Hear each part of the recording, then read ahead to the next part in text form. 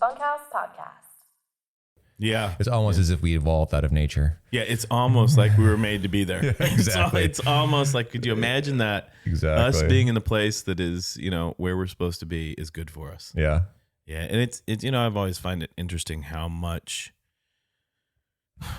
up until this point, because I think that mankind is changing its tune, fortunately for all of us, but so much of the agrarian and industrial revolutions were spent delaminating humanity, mankind from nature, dominating nature and separating. This is a city and it has straight lines and tall buildings, and we put, look at New York City. We push nature into a box and we call it Central Park, and that's where nature lives. And we have mastered it and controlled it.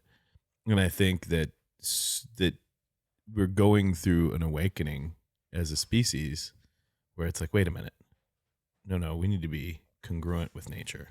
I hope so. And I would push back a little bit on that, and that I think I have a little bit of fear. Maybe this is why we're pivoting towards real nature right now, but I have a little bit of a fear that we are becoming better and better at creating digital environments that make us happy in all sorts of ways, that we can manipulate and manifest and sort of, explore intellectually in a way that just separates us from the real deal. And one of the things for me about nature is I always try to keep it as analog as possible.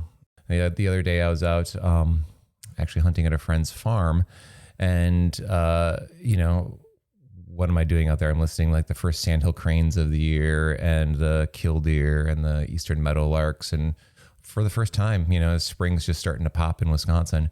And, just like note little observations like that. The phenology is one of the things that I love about spending time outdoors, understanding the timestamp that happens as you observe nature, and that you can witness and watch through these larger than life events like animal migration and the changing of how much sunlight you're getting in a given day, and all these things affect the plants and animals, and it's a beautiful way of marking time.